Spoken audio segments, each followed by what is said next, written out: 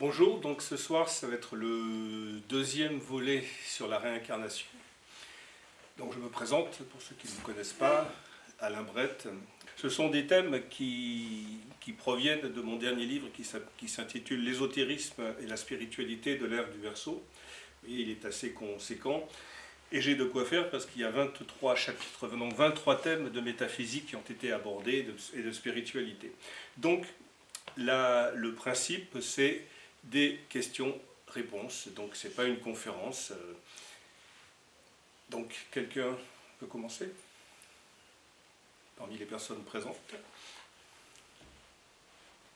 Je veux bien commencer. Moi, la première question que je posais, c'était qu'est-ce qui survit après la mort et de quoi est constituée l'âme? Il était dehors. Alors c'est censé être le thème suivant, mais bon, qu'est-ce qui survit après la mort? C'est vrai que je comptais aborder ça, le thème de la désincarnation, le 1er février.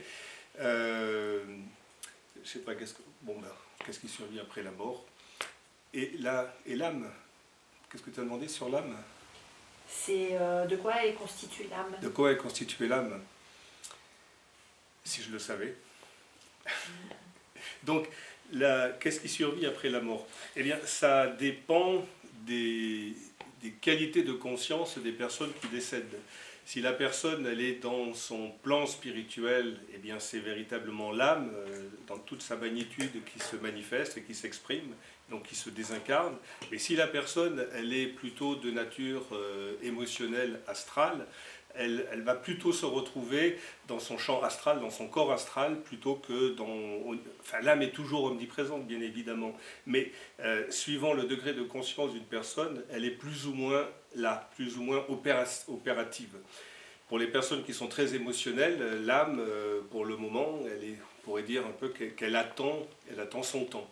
Elle attend le temps où l'être va s'ouvrir à une dimension spirituelle.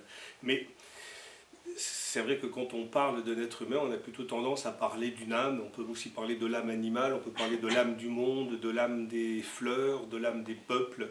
Mais ça dépend si on décide de donner un terme très général au concept d'âme, ou alors moi je préfère me centrer sur la personne qui a fait un travail sur elle. Mais on peut utiliser le terme âme pour tout le reste de l'humanité, du monde végétal, animal, de la planète, du cosmos si on veut. On peut parler de l'âme de la nature, de l'âme du système solaire. Mais quand on parle d'un être humain, l'âme c'est son essence. La chose c'est que tant qu'un être n'a pas atteint un certain degré de conscience, son âme, elle est en sommeil.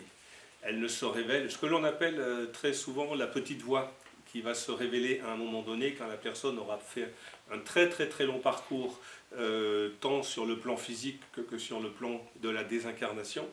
Cette personne sera passée par tous les stades possibles, imaginables que l'évolution permet, et à un moment donné, elle sera saturée de toutes les expériences qu'elle a vécues jusqu'à présent, les pires comme les meilleures, et à ce moment-là, ce que l'on appelle la petite voix va commencer à susurrer à son oreille, et la personne va commencer à s'ouvrir à une dimension autre qu'elle n'avait jamais perçue auparavant. Dans la franc-maçonnerie, on parle de l'éveil au monde spirituel. Donc c'est comme si la personne, à ce moment-là, elle allait se magnifier. Donc l'être intérieur va apparaître, va se manifester, et à ce moment-là, entre une lutte féroce entre l'ego, qui était là depuis très très très longtemps, alors pas forcément depuis la nuit des temps, mais depuis très longtemps, l'être était d'abord un ego à part entière. Et à un moment donné, l'âme commence à poindre, et à ce moment-là, l'ego et l'âme vont entrer en conflit. Alors c'est pas l'âme qui va entrer en conflit, c'est l'ego qui va entrer en conflit avec l'âme, et l'être va rentrer dans une forme de dualité. Et cette dualité, elle peut durer le temps de plusieurs existences. Quand je dis plusieurs existences, ça peut durer des milliers et des milliers d'années. sur le plan de l'âme, parce que pour nous, en tant qu'être incarné, des milliers d'années, ça paraît quelque chose de colossal, mais sur le plan de la réalisation intérieure de l'âme, quelques milliers d'années, c'est après-demain, quoi. C'est comme si c'était non, non, oui, c'est comme si c'était déjà là. Donc, à un moment donné, l'âme va prendre les rênes de l'être dont elle a la force animatrice. Au départ, elle était un bourgeon, et le bourgeon va commencer à poindre, va commencer à éclore, et va s'ouvrir de plus en plus, et quand il sera bien ouvert, l'ego va devenir le véhicule de l'âme. J'aime bien dire souvent que l'âme, c'est le conducteur, et l'ego, c'est le véhicule. Il ne faut pas se défaire de l'ego. L'ego est absolument nécessaire parce que l'ego, c'est la personnalité. L'ego, c'est le plan physique, c'est le champ émotionnel, c'est le plan mental de la personne. Sans l'ego, l'âme, elle ne peut rien faire. Elle reste un principe qui n'a aucun pouvoir. On peut dire aussi que, d'un point de vue autre, l'âme, c'est l'architecte et l'ego, c'est les corps de métier qui vont mettre en activité, en action, les plans de l'âme. Donc, oui. Vas-y, non, mais vas-y. Justement, par rapport à ça, l'âme et l'ego, et non, pas que, mais moi je pense au suicide. Les personnes qui se suicident, qui font le choix d'arrêter le contrat, enfin ce pourquoi elles sont venues sur Terre, est-ce que c'est l'ego qui a trop pris le dessus, déjà, justement, et comment on se réincarne, enfin comment ça se passe? Est-ce qu'on descend plus bas? Est-ce que dans la prochaine vie, on va encore plus galérer parce qu'on se sera suicidé avant? Voilà, tu vois un peu les deux... Oui, oui. Si l'être est dans l'âme, le suicide n'apparaît même pas dans son champ de cohérence. À moins que ce soit un sacrifice pour sauver des vies. Là, c'est complètement différent, en temps de guerre, par exemple. Mais le suicide, ce sont des êtres qui sont dans l'ego. L'ego qui, à un moment donné, lâche prise, ne peut plus assumer ou ne veut plus assumer, et la personne pose un acte radical. Et c'est vrai que quand elle se désincarne, eh bien, ça ne résout pas ses problèmes. Elle va se désincarner, et en se désincarnant, elle va se retrouver avec les mêmes problématiques. Parce que sur Terre, les problématiques, on les connaît, mais sur le plan subtil, quand on se désincarne, imaginez des multiples fréquences, des plans d'énergie différents les uns des autres, allant du plus dense, ce qu'on appelle le bas astral, au plus élevé, qu'on peut appeler les champs spirituels. Eh bien, le désincarné qui s'est suicidé va se retrouver presque immanquablement sur des fréquences assez basses, ce que la religion appelle l'enfer. L'enfer et le paradis, ce ne sont pas des lieux où d'un côté c'est le bonheur absolu et de l'autre on est brûlé dans les flammes. C'est simplement le monde que la personne désincarnée va se créer. Parce que sur le plan subtil, on peut créer tout ce que l'on veut. On a un pouvoir de manifestation, de visualisation phénoménal que l'on n'a pas. Parce que sur Terre, on a un corps physique. De l'autre côté, on n'a pas de corps physique. On a un champ en nous, un champ spirituel ou un champ émotionnel ou un champ mental. Et ce champ peut se construire des univers particuliers dans lesquels l'être peut se retrouver avec des quantités d'autres personnes ou peut se retrouver seul, il peut se créer son propre univers parce que le temps et l'espace n'existent pas sur le plan subtil. C'est-à-dire que l'espace est illimité. C'est-à-dire que chacun, imaginons que des milliards de personnes se désincarnent là demain, ces milliards de personnes peuvent se créer chacune un monde particulier. Parce qu'il n'y a pas d'espace, c'est infini, totalement infini. Donc ces personnes vont se retrouver, les suicidés vont se retrouver dans des espaces qui ne sont pas très très sympathiques. Et quand ils vont se réincarner avec des problématiques ou identiques à celles qui leur avaient fait quitter le corps physique précédemment, ou d'autres problématiques, mais qui seront issues, ça c'est la relation de cause à effet, qui seront issues des problématiques qu'elles n'avaient pas résolues par le passé. Donc, se suicider, on échappe momentanément, mais ce n'est que momentané. On se retrouve avec les mêmes problèmes. Et à la fois sur le plan subtil, et quand on revient sur Terre. Donc, alors, on peut même, pour certaines personnes, si la personne a déjà fait ce genre de choses déjà une ou deux fois, quand elle se réincarne, ça peut être encore bien plus intense, ces problématiques, que la fois précédente. Donc elle va se retrouver avec des choses à régler considérables. C'est simple, plus une âme, appelons ça une âme, plus une âme est dans le refus et dans le non-lâcher-prise, plus les expériences à vivre sont difficiles pour elle. Là, ça, c'est un peu le principe. Et bon, il n'y a pas de punition, hein, la personne, à moins que le suicidé ait des raisons, vraiment des raisons importantes de le faire. Dans ces cas-là, je pense à un être qui souffre le martyre, la médecine fait tout pour le garder en vie alors qu'il n'aspire qu'à une chose, c'est quitter ce monde. Ça, pas l'euthanasie, bien sûr, ça n'a rien à voir. Un acte de cette nature, quitter, à trouver un moyen de quitter le monde physique pour ne plus souffrir, on ne peut pas appeler ça un suicide. Oui, non, c'est pas pareil. Donc il y a des cas particuliers, il y a suicide et suicide. Parce qu'en fait, quand on passe de l'autre côté, on amène avec soi tout son état psychologique, psychique, émotionnel. Donc un suicidé qui est désespéré, il arrive dans notre côté désespéré, c'est bien ça. Hein. Alors pas forcément avec... Ça va être désespéré. Pas forcément avec le souvenir de ce qui a été vécu sur Terre, mais avec quelque chose en lui qui va l'envahir, qui va l'habiter totalement. Mais ça serait intéressant de pouvoir communiquer à certaines personnes qui ont des envies suicidaires, justement, cette façon de voir les choses, et que ça puisse les aider justement à ne pas passer à l'acte et à passer à autre chose, trouver d'autres solutions que celle-ci. Généralement, les suicidés ne connaissent pas la réincarnation, je dis bien généralement, bien que tout soit possible. Hein. Mais c'est vrai que si le concept de réincarnation était bien plus connu en Occident, les cas de suicide seraient sûrement beaucoup moins nombreux.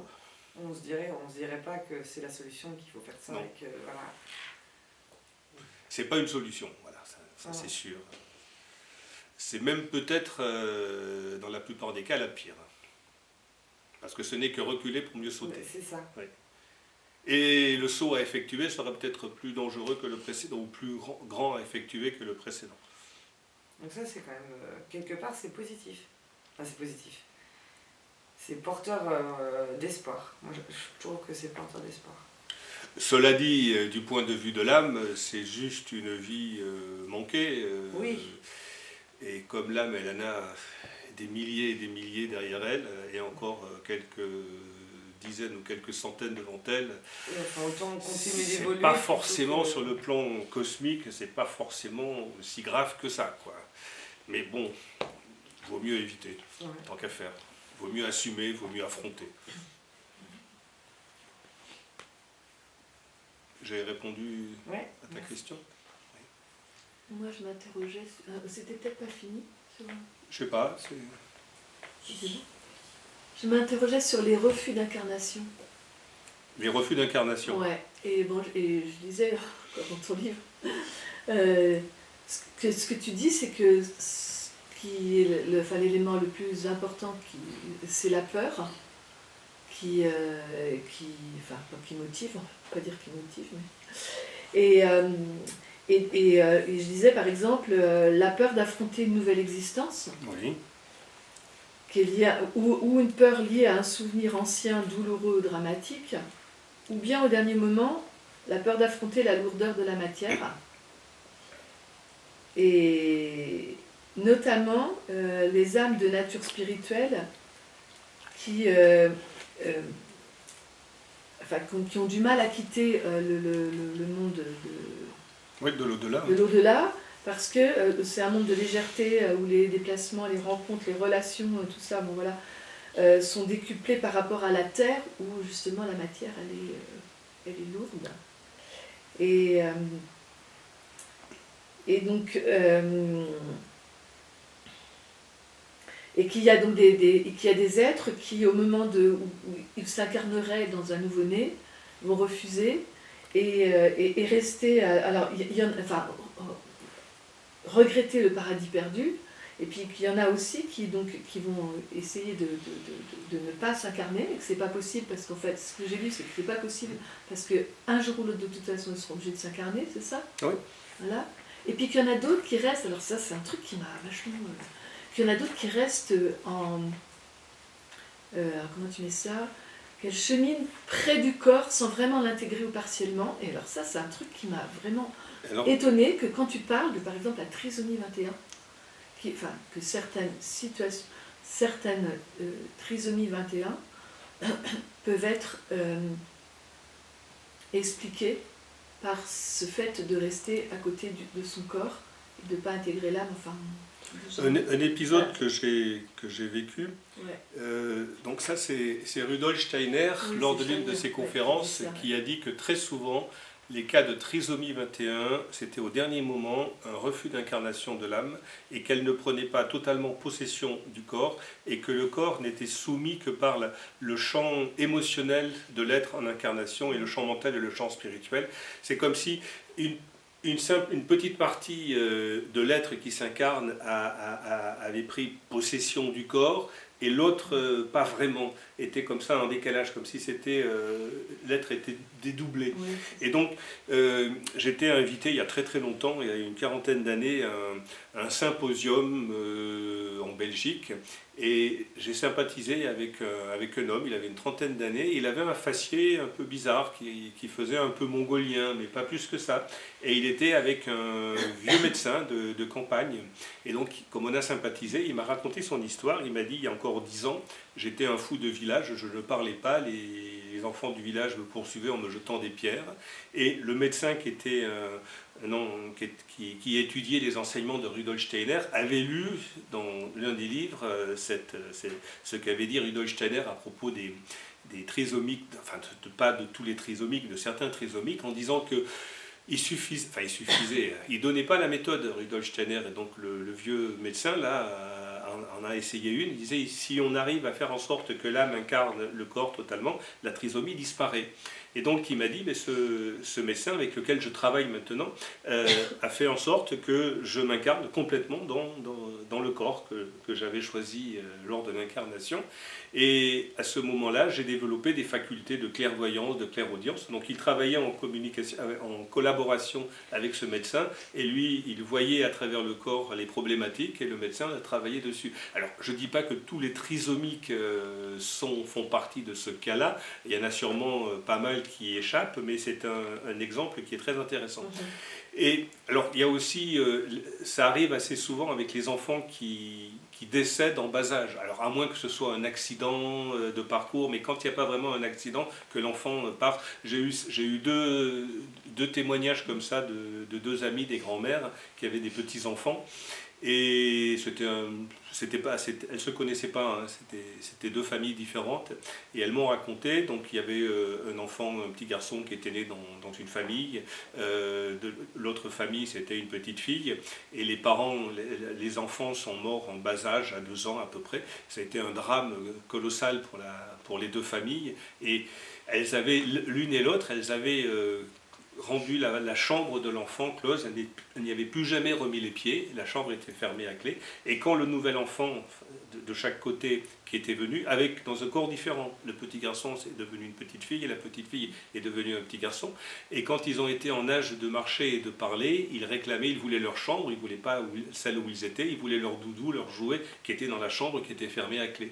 Donc, sûrement un refus d'incarnation ou difficulté d'incarnation, parce que c'était quand même des familles, c'était des Rosicruciens, donc c'était des gens qui étaient sûrement assez avancés sur le chemin, qui ont sûrement appelé des âmes de nature spirituelle, mais qui, je pense, devaient avoir... Je ne les ai pas revues après quand elles ont grandi, moi je les ai connues, elles avaient l'une et l'autre avaient 3 ans à peu près.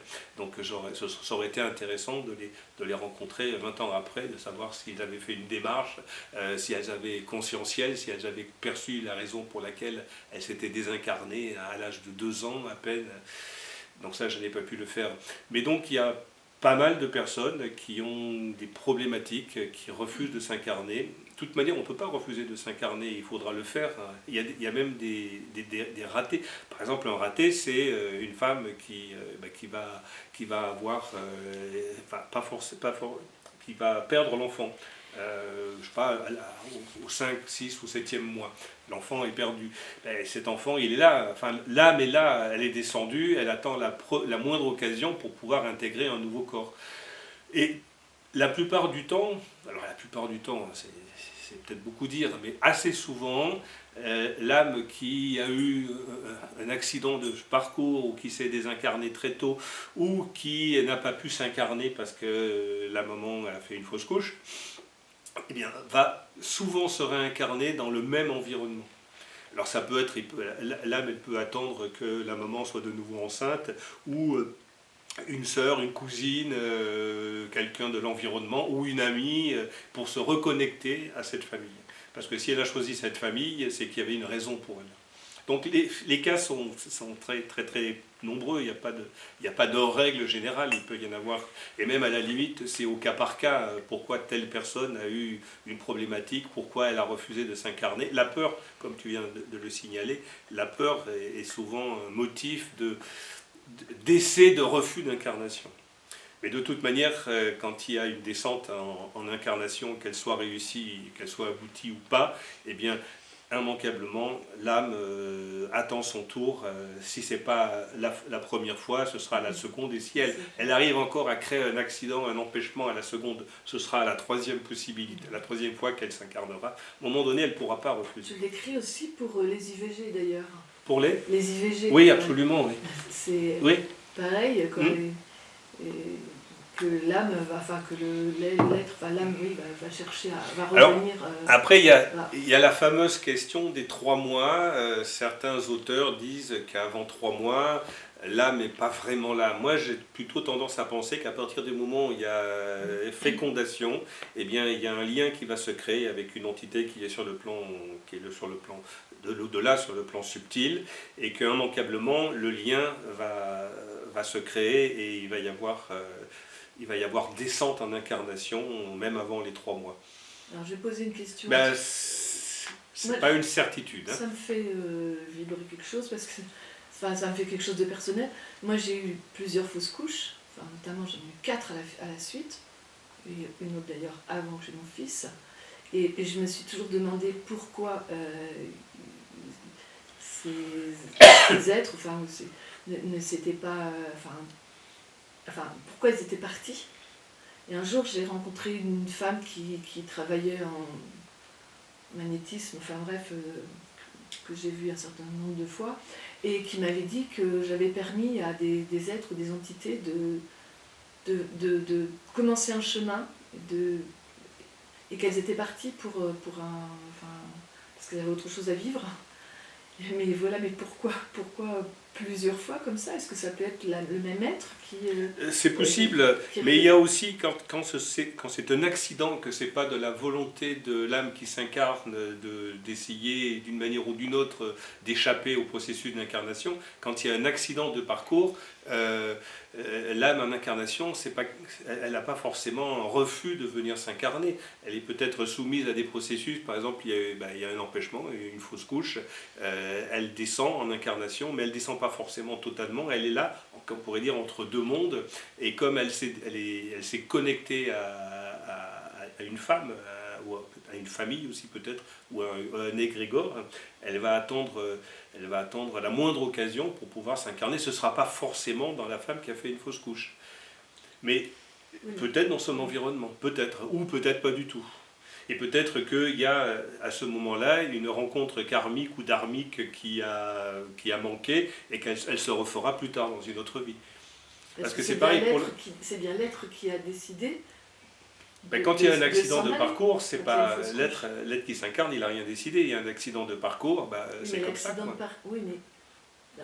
Oui. C'est pas l'entité en incarnation qui va créer une fausse couche. Ouais, c'est ça. C'est une problématique liée à des événements, à des maladies, peu importe, à des chocs, à un accident. Ouais. Ah oui. Bah, ça peut arriver que ce soit le cas, que ce soit l'être en incarnation qui crée quelque chose, mais bon, la plupart du temps, c'est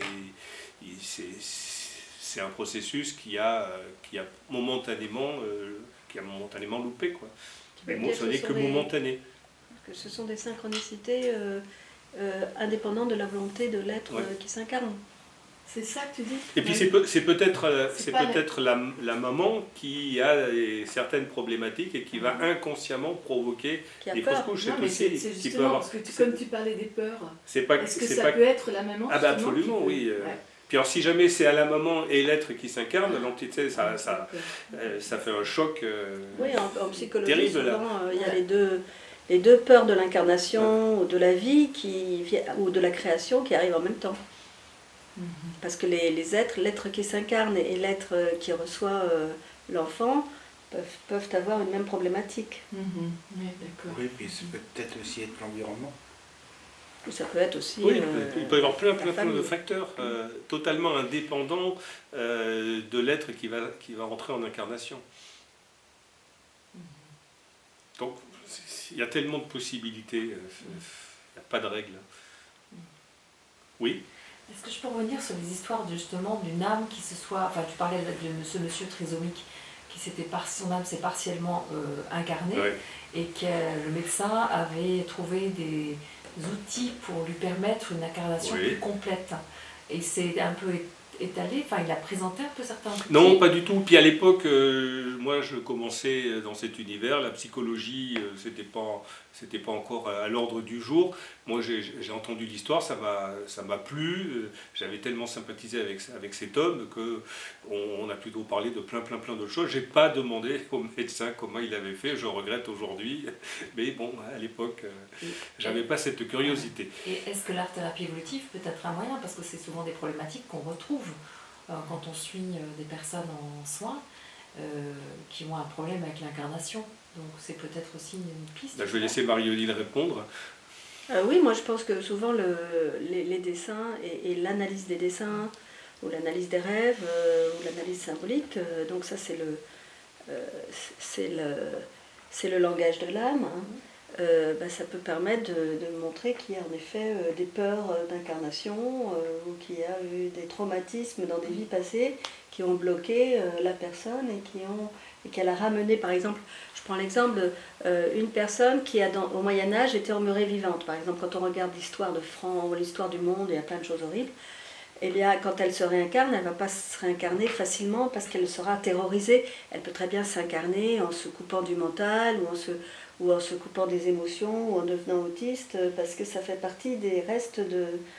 T'es d'accord, hein, des restes des traumatismes des vies passées. Et on en a eu des vies passées traumatisantes. Des quantités même. Donc dans les dessins, dans ces cas-là, ça réapparaît, le souvenir réapparaît, mais pour être tout de suite libéré. Parce qu'il ne faut pas aller le chercher, le souvenir, parce que ça serait encore trop traumatisant. Mais il faut, des fois, la vie nous donne une information comme ça qui va permettre d'avancer sur le chemin. Ouais. Et j'ai une autre question, est-ce qu'il y a des erreurs d'incarnation? C'est-à-dire une erreur d'incarnation? Je sais pas, une âme qui souhaite s'incarner, et puis dérapage, je sais pas, et elle a atterri dans un autre corps, pas prévu, c'est peut-être complètement... À des erreurs d'incarnation, depuis quelques dizaines d'années, il y en a énormément. Tout simplement parce qu'on est trop nombreux sur Terre. Une femme est enceinte, un embryon est créé, une âme doit s'incarner, c'est comme ça, c'est automatique. Et on est 8 milliards, je veux dire, à peu près sur Terre. Les temps de réincarnation sont de plus en plus courts. Plus la Terre est peuplée, plus les temps de réincarnation sont courts.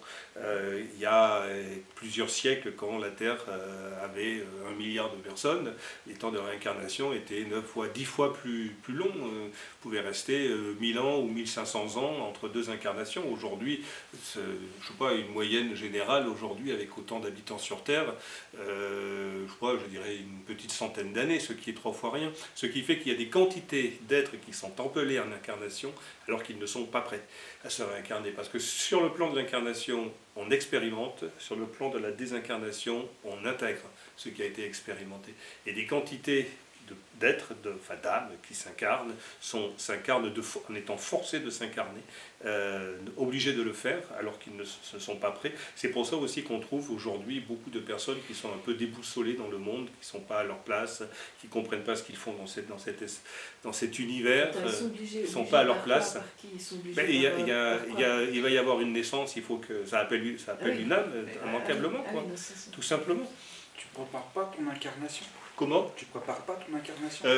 Prépare l'incarnation les êtres qui ont développé la conscience. Les autres, ils sont soumis au processus karmique collectif. Ils la subissent plutôt. Ils subissent oui, la on pourrait dire qu'ils subissent. Oui. C'est ce qu'on appelle le karma collectif. Préparer avant de s'intégrer. Ça dépend des êtres. L'ensemble des... Oui, une petite partie de la population des incarnés, mais la grosse majorité, encore pour le moment, font partie de la manifestation karmique, le karma collectif de l'humanité. Et le karma collectif de l'humanité, quand on n'a pas fait un travail sur soi, eh bien, on est porté dans on pourrait dire, une sorte de tourmente générale dans laquelle l'être n'a pas beaucoup de pouvoir, de poids, et même parfois pas du tout. Mais ça, c'est pas la faute aux désincarnés, c'est la faute à ceux qui sont sur Terre. On fait trop d'enfants. Beaucoup trop. Ouais. Après, c'est le thème du karma, mais moi j'avais entendu parler des seigneurs du karma. Oui, mais tout ça c'est régulé. C'est pas pour rien que depuis que les hommes voyagent à travers le monde et rapportent ce qu'ils ont vu, ce qu'ils ont perçu, ou les cultures des uns et des autres, on s'est toujours rendu compte qu'il y avait toujours parité de naissance entre les petits garçons et les petites filles. Qui règle ça? Ça ne se fait pas comme ça au hasard, hein. C'est qu'il y a des instances sur le plan... de femmes, il n'y a pas autant d'hommes que de femmes dans le monde. Si. Plus de femmes que d'hommes. En règle générale, il y a parité, sauf cas exceptionnel, encore un peu au Japon, parce qu'aujourd'hui, les femmes font des échographies et puis elles ont la possibilité d'avorter, parce qu'avoir un garçon au Japon, c'est mieux qu'avoir une fille, parce que c'est les garçons qui vont perpétuer qu'on appelle ça le culte des ancêtres. Et en Inde, dans les petits villages, la fille, c'est pour les familles, c'est terrible, parce que c'est eux qui payent la dot. Donc on a encore vu un film là, cette semaine, où à un moment donné, il y a des cuisiniers indiens qui viennent s'installer en France, et ils présentent... le four à tandoori, il dit c'est pour faire cuire le poulet, et puis éventuellement autre chose. Voilà. Beaucoup de petites filles en Inde passent par voilà. Mais à part ça, il y a parité. Alors il peut y avoir de temps en temps des petites différences entre hommes et femmes, mais généralement, dans tous les pays, il n'y avait qu'un pays au monde où c'était la grande curiosité. Les premières personnes qui sont entrées au Tibet se sont rendues compte qu'au Tibet, il y avait une femme pour 4 hommes. C'était le seul pays au monde où il n'y avait pas parité. Alors, mais ça date depuis que les premiers occidentaux qui sont rentrés au Tibet, c'est vers la fin du XVIe siècle, tous ont rapporté ce phénomène, ce qui fait qu'au Tibet, quand une femme épousait un homme, s'il avait des frères, elle épousait tous ses frères. Sauf s'ils étaient moines. Hein. Alors j'ai cherché, je me dis mais pourquoi au Tibet? Quelle est la particularité du Tibet? Pourquoi ce phénomène au Tibet et pas ailleurs dans le monde? Et je présume que c'est la religion bouddhiste qui a réussi à interférer sur le processus d'incarnation. Ah oui. La religion est très forte au Tibet. Beaucoup, il y a enfin, plus aujourd'hui, mais jusqu'à l'arrivée des Chinois, une grande majorité des Tibétains, des hommes tibétains, qui étaient beaucoup plus nombreux que les femmes, étaient soit paysans, soit moines. On ne s'en rend pas compte aujourd'hui, mais des lamasseries pouvaient avoir jusqu'à 10 à 15 000 moines. C'était des véritables villes, les lamasseries. Et je pense que la force le bouddhisme, la puissance du bouddhisme, l'égrégore du bouddhisme tibétain était tellement puissant qu'il pouvait interférer sur le processus des naissances et appeler beaucoup plus de petits garçons que de petites filles. Mais à ma connaissance, c'est un cas unique au monde. Alors, attention, c'est mon hypothèse, hein, je pense que je ne me trompe pas, mais je n'ai jamais mis les pieds au Tibet, enfin pas dans cette vie en tout cas.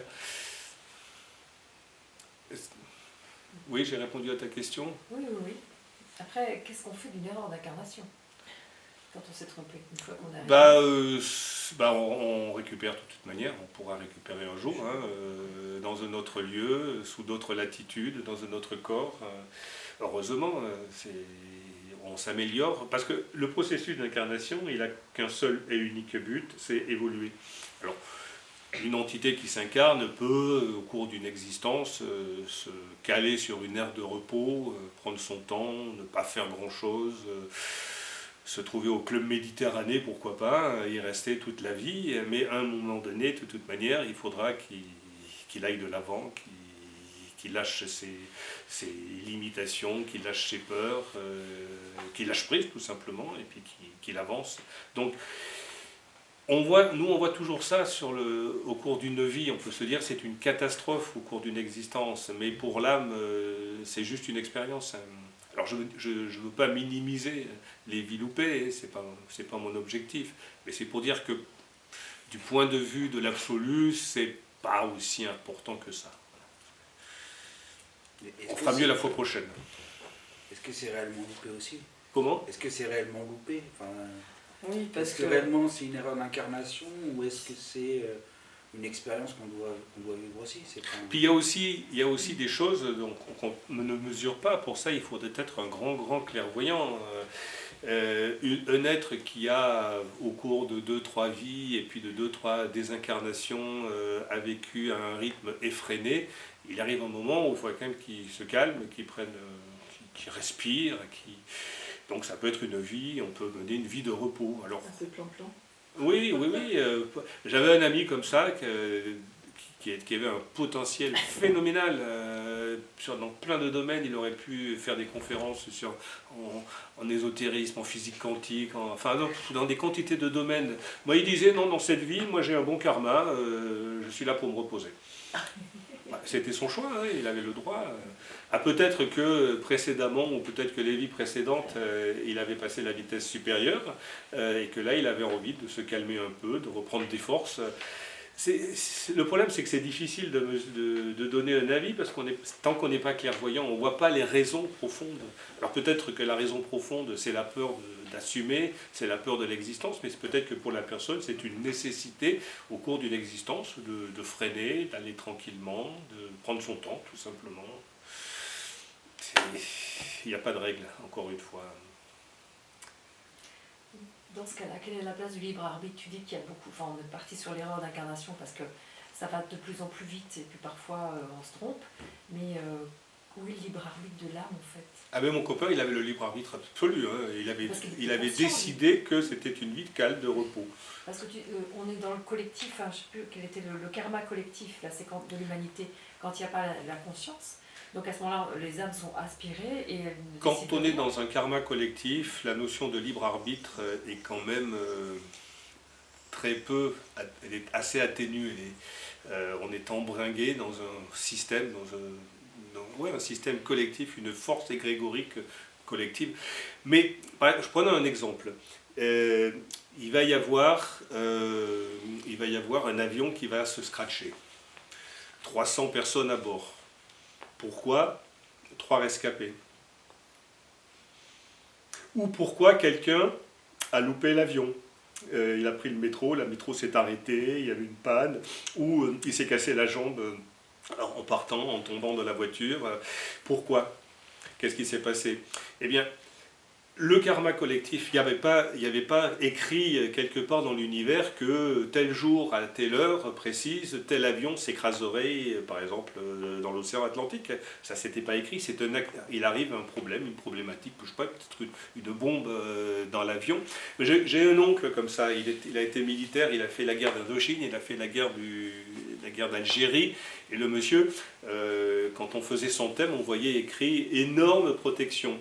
Et il a échappé à des quantités de fois, à des embuscades où tout le groupe de soldats avec lesquels il aurait dû se trouver ont été tous décimés.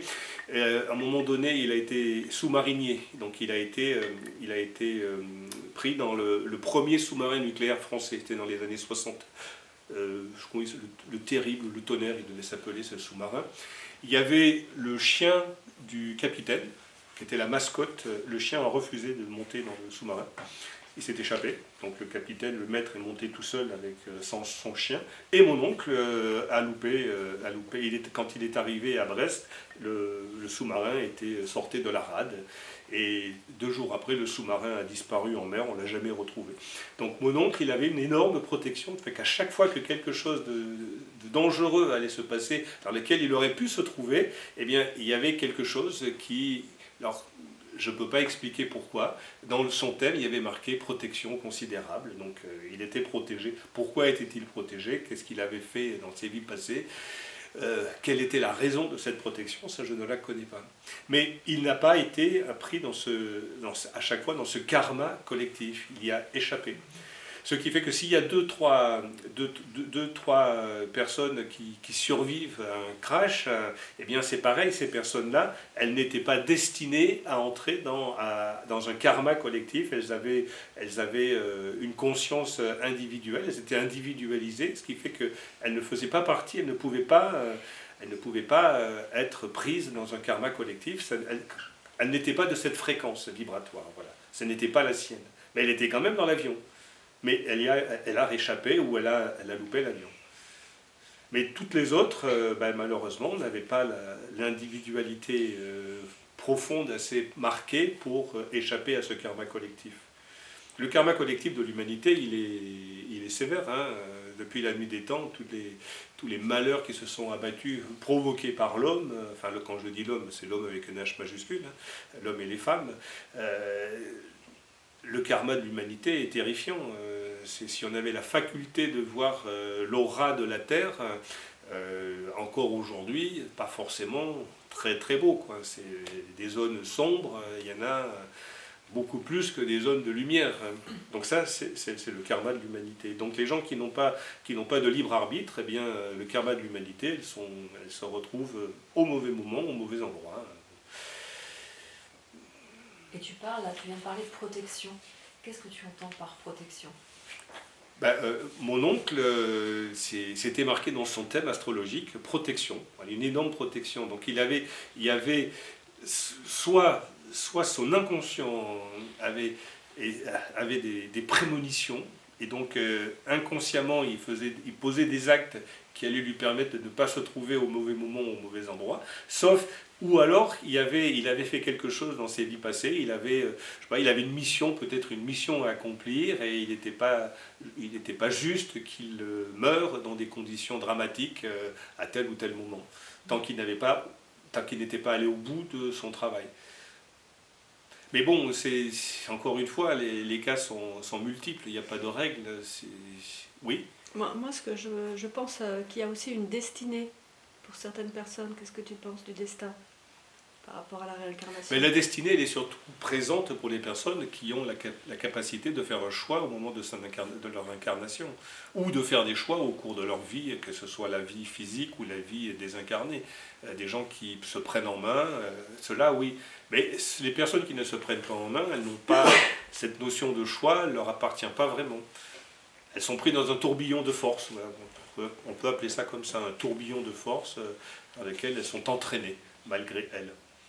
Cela dit, l'inconscient collectif de l'humanité est puissant. Vous connaissez sûrement, peut-être l'expérience qui a été mise sur pied au début des années 90 par des physiciens de l'université de Princeton. C'était des gens qui lisaient des ouvrages ésotériques ou qui s'intéressaient à Jung et l'inconscient collectif. Ils voulaient savoir ce que c'était que cet inconscient collectif. Et donc, ils ont implanté dans les zones de haute densité de population des capteurs. Donc, ils avaient bidouillé un peu une sorte d'électroencéphalogramme, mais planté dans le sol, dans des lieux donc, de haute densité, Londres, Paris, aux États-Unis, des grandes villes. Et ça tourne sur les ordinateurs de Princeton. Et à chaque fois qu'il y a un événement dramatique quelque part dans l'humanité, c'est surtout quand c'est dramatique plus que le reste. Quand il y a un événement dramatique, eh bien, ça envoie des pics sur les ordinateurs, donc les capteurs enregistrent l'inconscient collectif de l'humanité qui a une forte émotion collective.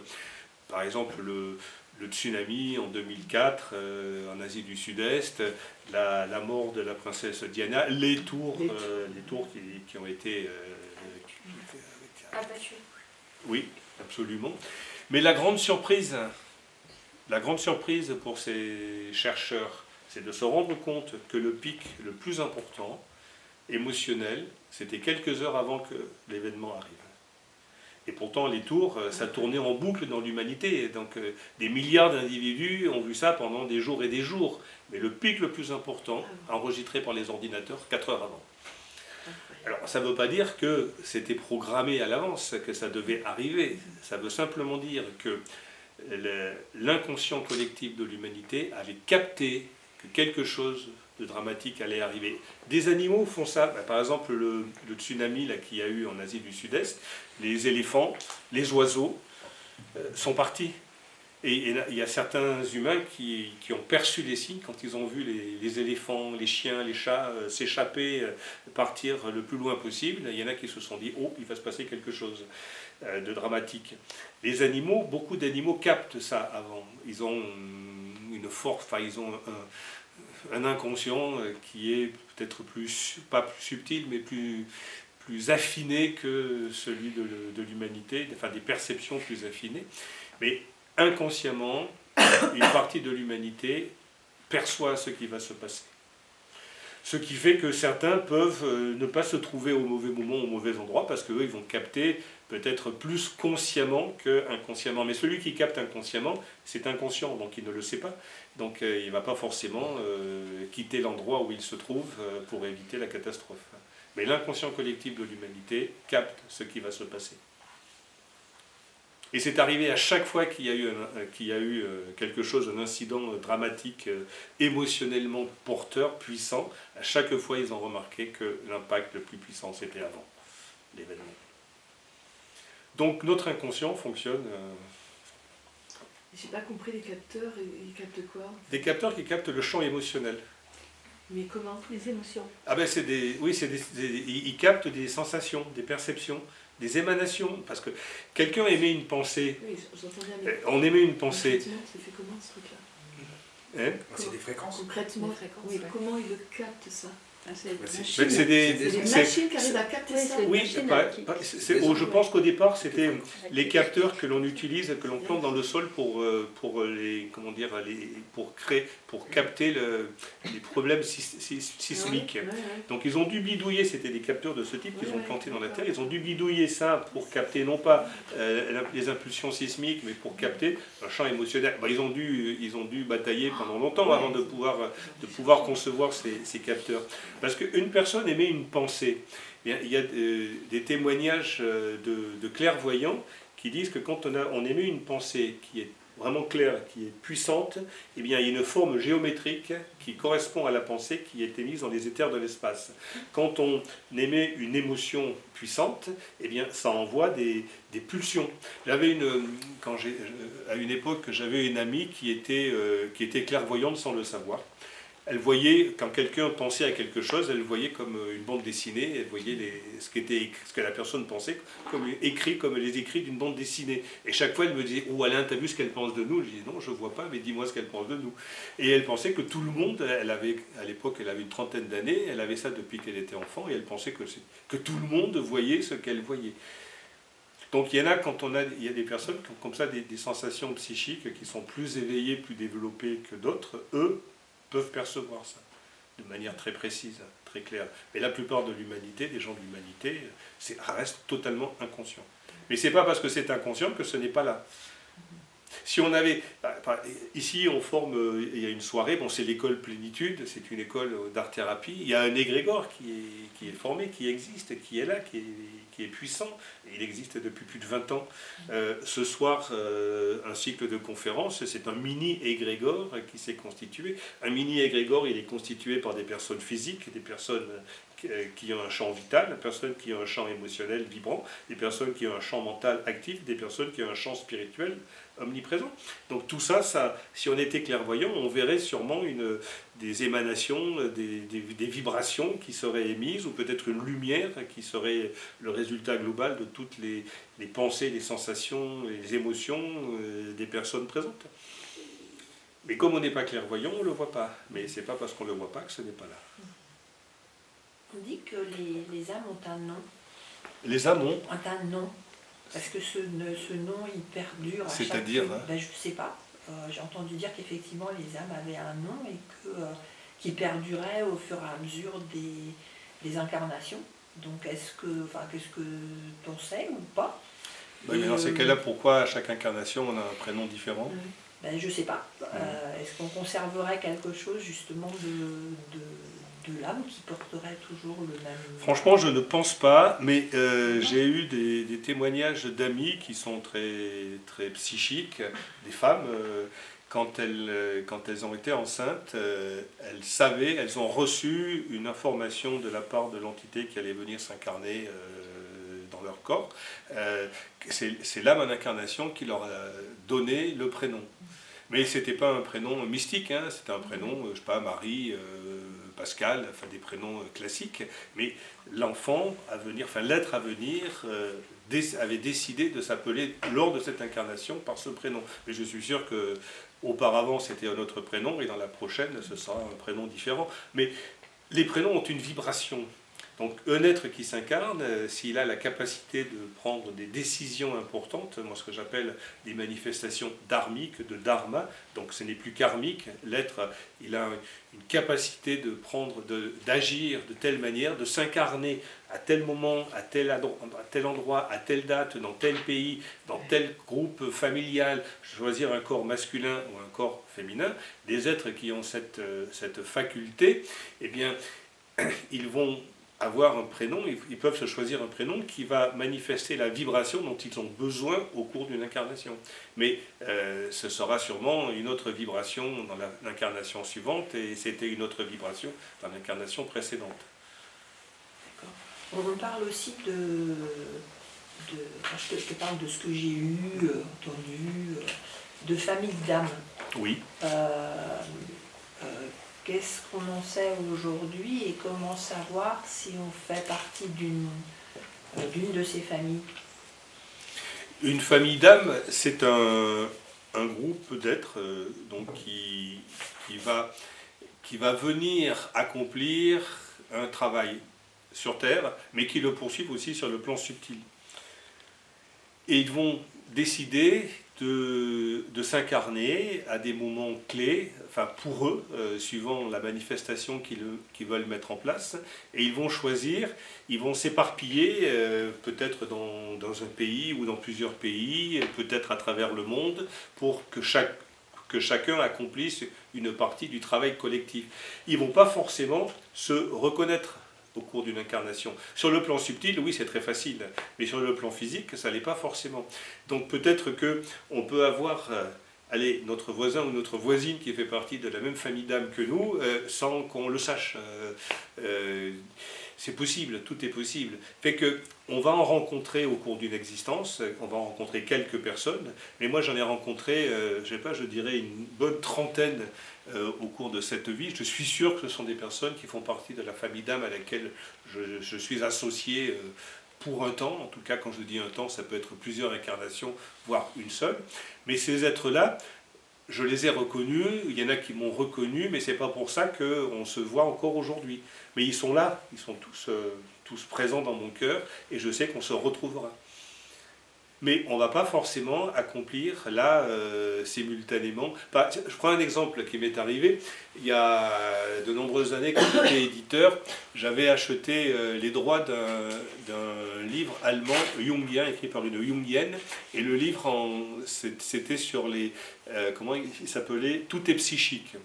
Et moi, je trouvais que c'était un peu trivial, que j'ai eu tort, mais bon. Et j'ai fait un jeu de mots avec ces mots et ces mots. J'ai appelé le livre « Ces mots », M-A-U-T, qui parlent, non, ces mots M-A-U-X, qui parlent à ma place.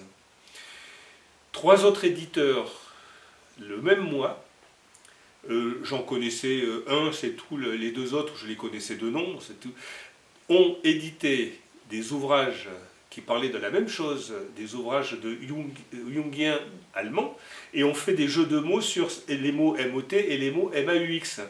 Je dis là quand même, quelque part, on était sacrément connectés, même si l'un, je l'ai vu une fois lors d'un réveillon, et encore, on s'est à peine parlé. Les deux autres, je ne les ai pas rencontrés dans cette vie, mais je sais qu'on fait partie du même groupe dharmique, parce qu'on a eu des impulsions au même moment, les mêmes, totalement les mêmes. Parce que c'est quand même curieux, sur 4 éditeurs qui sortent 4 livres avec des jeux de mots identiques sur des mêmes sujets, c'est pas courant. Hein. Oui. Comment est-ce qu'on fait pour savoir qui est reconnaître une âme du même groupe que soi? Personnellement, j'en connais quelques-uns. Enfin, quand je dis j'en connais quelques-uns, j'ai lu quelques-uns de leurs livres, j'en ai entendu quelques-uns en conférence sur Internet, mais je ne les ai pas rencontrés. Je sais qu'il y en a aux États-Unis, il y en a un certain nombre aux États-Unis, je sais que j'en ai en Norvège, il y en a quelques-uns en France que j'ai rencontrés, mais chacun poursuit son travail. Qu'est-ce qui te fait penser que c'est la même chose? La vibration, c'est la vibration, tout simplement. C'est une vibration identique. Je pense à deux physiciens.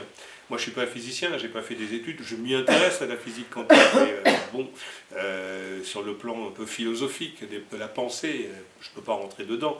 Eh bien, j'ai les ouvrages de 2 physiciens américains. Je perçois quand j'arrive à percevoir l'idée générale de leur bouquin, je me disais, si j'étais physicien, j'aurais écrit ces livres de cette manière. Et s'ils étaient ésotériciens, métaphysiciens, ils écriraient sûrement des livres identiques aux miens. Parce qu'on est sur c'est la même vibration, tout simplement, sauf qu'on est dans des domaines différents de pensée. Donc c'est pas forcément facile de les retrouver ou de les contacter ou de travailler ensemble. J'ai travaillé pendant quelques 2-3 ans, peut-être 3-4 ans, avec deux des membres de cette famille d'âmes. Ils se sont fâchés tous les deux, mais méchamment, donc on ne se voit plus. On a fait pendant 3 ans, on a fait un travail, et chacun des 3 continue ce travail. Mais en dehors du petit groupe que l'on était, il le continue avec d'autres personnes ou individuellement. Mais on sait qu'on en est connecté. Parce qu'on peut être connecté au niveau de l'âme et pas de l'ego, c'est ça que tu veux dire? Au niveau de l'âme, oui. Mais le problème, c'est que catastrophique. Quand un être est totalement dans l'âme, à 100% dans l'âme, il n'y a pas de problème, il n'y a jamais de problème, mais c'est rare. Il y a toujours souvent l'ego qui est là, et même quand on est, même des membres de ma famille d'âme, des êtres assez avancés, tant qu'ils n'ont pas passé un certain cap, on appelle ça la 3e initiation dans le monde de la métaphysique, tant qu'on n'a pas passé cette 3e initiation, donc qui est, la 3e initiation, c'est l'amour inconditionnel. Tant qu'on n'a pas passé cette étape, eh bien l'ego peut toujours s'en mêler, mettre son grain de sel, et puis s'aborder tout. Les compétitions, les rapports de force, oui, tout ça. Oui, les compétitions. Là, c'était 3 fortes personnalités ensemble. Il y en avait 2 de trop. Parce que chacun voulait tirer la corde à son arc. Chacun pensait avoir raison, plus que les 2 autres. C'était comme ça, quoi. Mais n'empêche que, intérieurement, nous sommes extrêmement soudés tous les 3. Même si moi, je les ai pas vus depuis 25 ans. Et ils sont là. Ça veut dire que quand on va se désincarner, on va les se retrouver. Ouais. Et peut-être se retrouver dans une autre incarnation. Et peut-être que bien, la suivante ou une des suivantes, les relations seront bien meilleures parce que les égos des uns et des autres se seront bien assagis. Et s'il n'y avait pas les égos, ce serait plus simple, hein, mais les égos... Parce que les familles d'âmes ne sont pas sentimentales, c'est ça? Non, c'est pas sentimental. C'est une famille d'âmes. Il y a les familles karmiques. Donc les familles karmiques, c'est des liens d'attachement émotionnel, sous la plupart du temps. Hein. Par exemple, 2 êtres se sont déchirés au cours d'une existence. Il y a de fortes probabilités pour qu'ils se retrouvent, alors pas la prochaine ou la fois suivante, qu'ils se retrouvent. Alors pas forcément pour régler leurs problèmes, mais enfin, pas forcément pour régler leurs problèmes ensemble, l'un et l'autre, mais pour régler leurs problèmes individuels, et peut-être que se retrouver ensemble va permettre à l'un et à l'autre de régler leurs problèmes individuels. Et si ça ne marche pas, si l'ego de l'un et de l'autre continue encore, eh bien, ils se retrouveront un peu plus tard et dans la même situation à devoir affirmer la force de l'âme en eux, donc se spiritualiser beaucoup plus et laisser l'ego de côté, quoi. Enfin, en tout cas, cet ego-là, l'ego qui râle, l'ego qui rue dans les brancards. Je parle pas de l'ego l'ego, les mains, les pieds, l'être qui va travailler, qui va œuvrer, qui va manifester les plans de l'âme et qui va les réaliser. Je parle de l'ego perturbateur. Ce que j'appelle, moi, l'ego ancien, pas l'ego nouveau. L'ego nouveau, pour moi, il est au service de l'âme. L'ego ancien, il est en concurrence avec l'âme. Et c'est pas parce qu'on est dans un chemin spirituel que l'ego ancien, il n'essaye pas de ramener la toile à lui. Hein. Il essaye même très souvent. Jusqu'à un certain stade. Passé un certain stade, c'est fini. L'ego s'est totalement unifié à l'âme. Et l'être, ce n'est même plus un ego, ce n'est même plus une âme. C'est une âme égo, quoi, unifiée, un être qui est devenu un. Et à ce moment-là, ben, il est dans la lumière et il travaille, il œuvre pour le bien commun. C'est la seule chose qui compte pour lui. Mais bon, combien d'êtres dans le monde aujourd'hui œuvrent uniquement pour le bien commun et l'ego ancien en eux, ben, il est au fond de leur poche et il n'en sort plus. Pas tant que ça, pas beaucoup. Donc ça veut dire que les familles d'âmes, elles sont pas, elles sont en quête d'harmonie, elles peuvent se reconnecter par le cœur, mais des fois ne pas se reconnaître. Absolument. Et une famille d'âmes. Alors prenons par exemple la famille d'âmes qui a été initiée par deux psychologues importants. Je considère que ce sont des leaders de famille d'âmes. Je parle de Roberto Assagioli, le psychiatre qui a créé la psychosynthèse, et Abraham Maslow. Donc pour moi, ce sont deux leaders d'une famille d'âmes sur la psychologie nouvelle. Eux, ils ont fait un gros travail sur eux-mêmes, travail important. Mais tous les membres de la famille d'âmes qui appartiennent à ce groupe ne sont pas au même niveau spirituel, de développement spirituel que Assagioli et que Maslow. Il y en a qui débutent, qui viennent de rentrer dans cette famille d'âmes, qui sont des novices. Donc il y a des êtres de tous les niveaux. Donc les leaders, dans ces cas-là, ben, il faut qu'ils se freinent, qu'ils attendent que les autres s'affermissent un peu, laissent un peu leur ego de côté. C'est très difficile hein, d'être un leader de famille d'âme. Moi, je ne voudrais pas. En tout cas, pas tout de suite.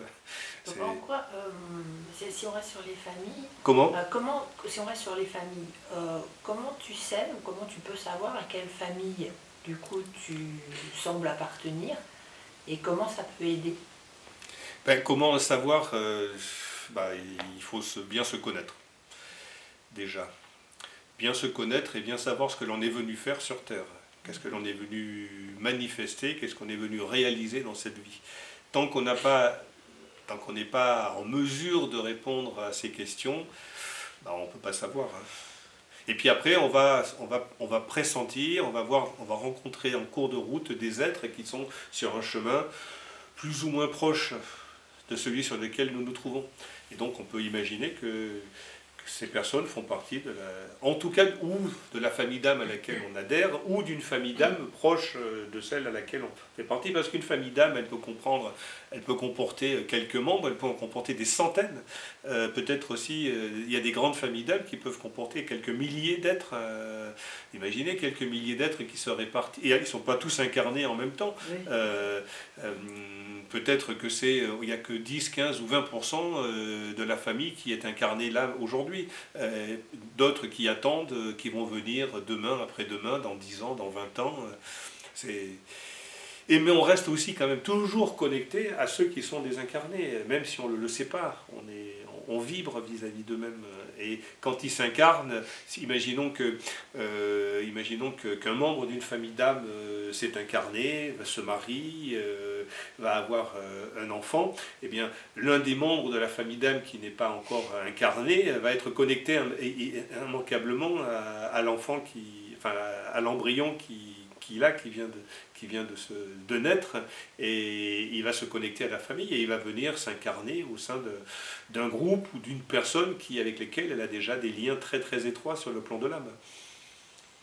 Oui. C'est lié aussi à un domaine de service. Oui. Hein, comme par exemple la famille d'âme des peintres, du sublime, ou des peintres de la beauté, ou comme tu disais, des psychologues. Des éducateurs, des psychologues, des musiciens, des physiciens, des scientifiques. Il y a des quantités de familles d'âme. Et qui amènent du nouveau, qui s'organisent pour amener du nouveau sur Terre. Absolument, oui. Famille d'âme travaille avec le nouveau. Donc ils sont connectés à l'ère du Verseau déjà, aux nouvelles vibrations qui arrivent sur Terre, qui émanent du cosmos. Ils font plus partie des membres de la famille humaine qui sont encore connectés à l'ère des Poissons. Donc ce sont des êtres qui vont venir apporter des révélations, enfin en tout cas, c'est pas forcément des révélations, mais il y en a qui vont apporter des révélations, et les autres membres de la famille d'âme vont les mettre en place, ces révélations, vont travailler dessus. Oui. Dans ton livre sur les égrégores, tu parlais par exemple des impressionnistes, des peintres qui ont amené la lumière dans le monde. C'est une famille d'âmes. Une famille d'âmes. Et à ce moment-là, il y a plusieurs familles d'âmes différentes qui sont venues s'incarner. Il y a eu la famille d'âmes des peintres, donc il y avait les impressionnistes, les fauves, les Kandinsky, là, les expressionnistes. Les abstraits. Il y a eu une autre famille d'âmes qui est venue s'incarner en même temps des scientifiques, une autre famille d'âmes qui est venue s'incarner des écrivains, surtout des écrivains ésotériques, et chacun de ces trois groupes est venu apporter dans son domaine une vision du monde totalement différente, la lumière pour les peintres, la pensée comment dire, pour les enseignants, les ésotériciens sont venus apporter de nouvelles connaissances à l'humanité sur le plan de la réincarnation et autres, de la métaphysique. Et les scientifiques sont venus, ils ont cassé l'atome, sont venus apporter un autre regard sur l'univers. Avant la venue de ces peintres, des impressionnistes, avant la venue des scientifiques du début du XXe siècle, et avant la venue de ces métaphysiciens qui ont commencé à la moitié du XIXe siècle, le monde vivait dans le clair-obscur. Le monde, il n'y avait pas de lumière. Enfin, je dis il n'y avait pas de lumière sur le plan symbolique. Et même sur le plan réel, il n'y avait pas l'électricité. Imaginons qu'au XVIIIe siècle, un être puisse être dans une capsule spatiale et voir la Terre de loin. La Terre, elle était dans le noir, enfin pas dans la journée, mais là, il n'y avait rien, aucune lumière. Symboliquement, l'humanité était dans le noir. Donc ces êtres-là, ces trois familles d'âmes sont venus apporter la lumière à l'humanité, chacun dans son domaine.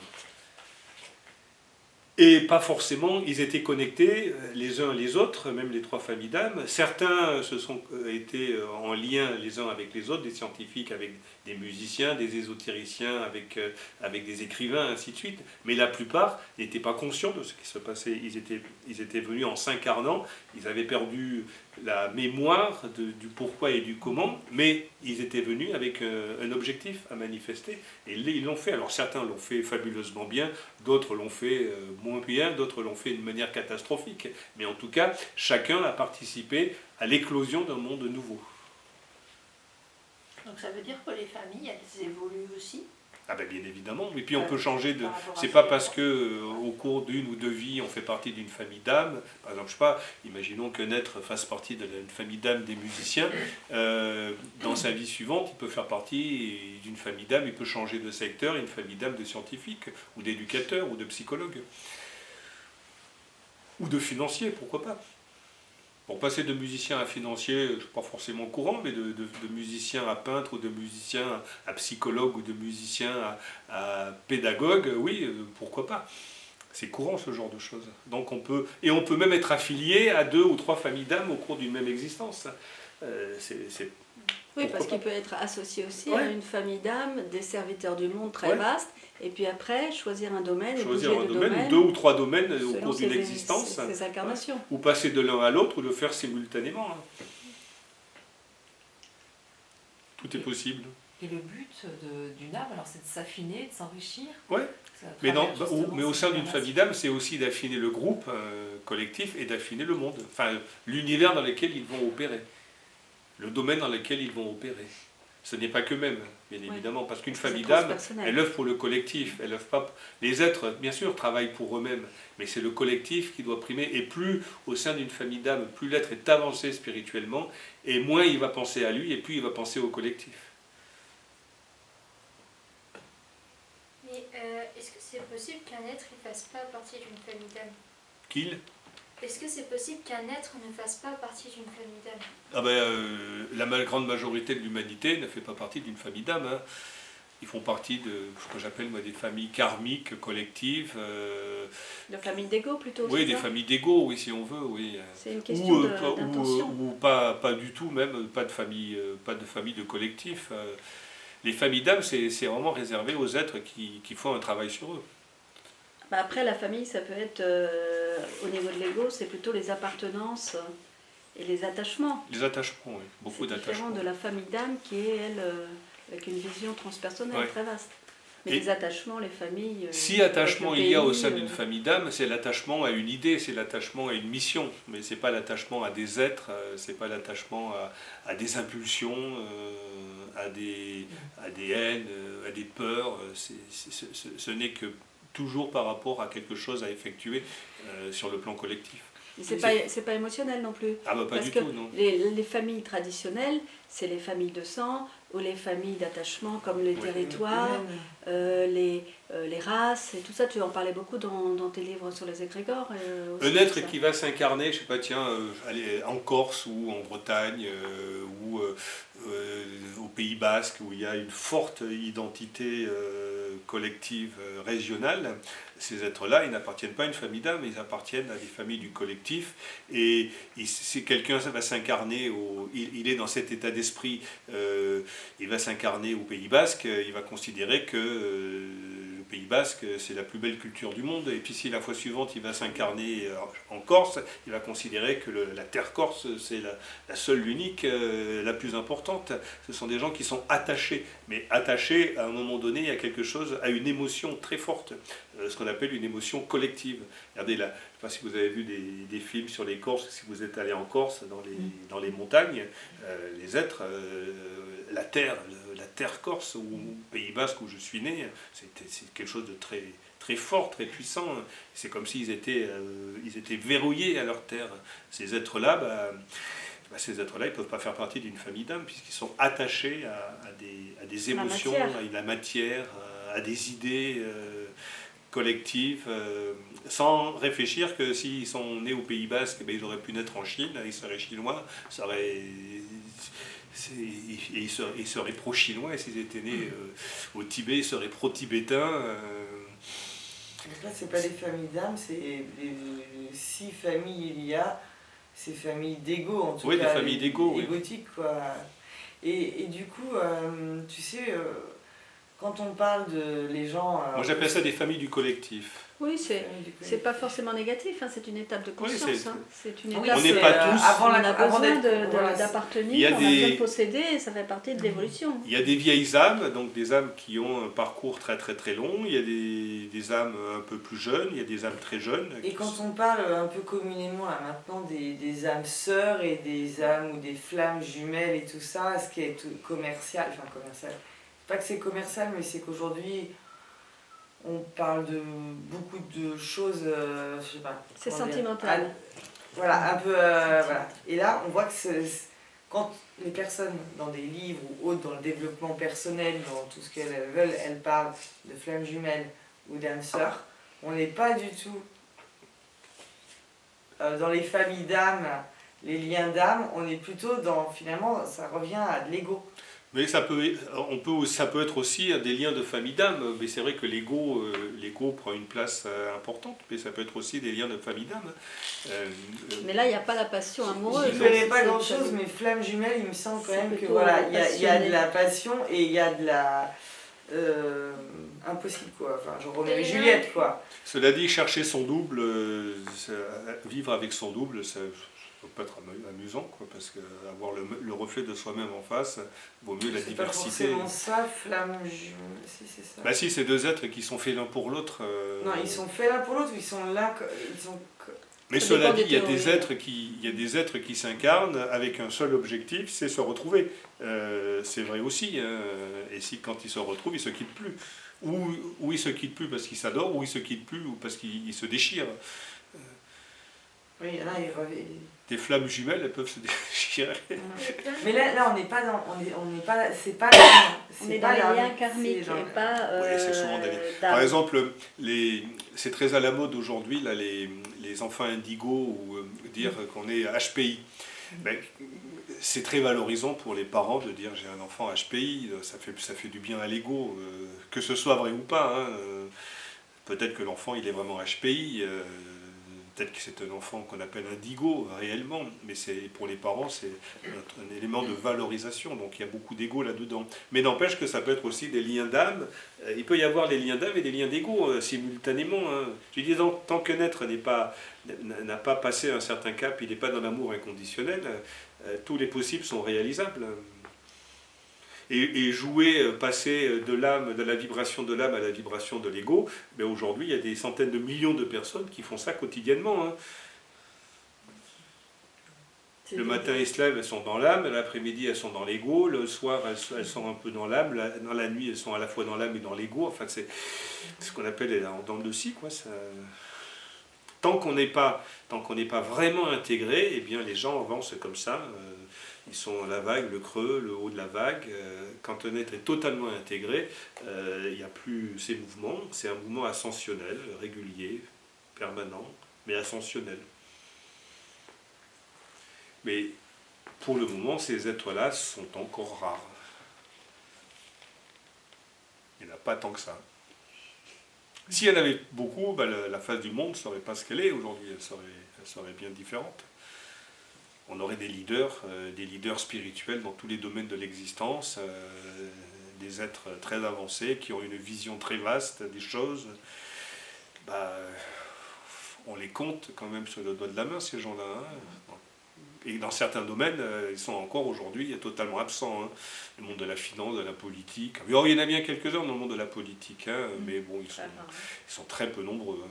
La finance, c'est pareil. Un jour, lointain, il y aura autant d'êtres, des familles d'âmes dans le monde de la finance, de la politique, enfin dans les mouvements qui aujourd'hui en manquent terriblement. Un jour, il y en aura plein, mais pour le moment, c'est encore plutôt réservé à quelques domaines, donc le domaine des artistes, un peu des artistes, surtout de la psychologie, surtout de la médecine, l'éducation.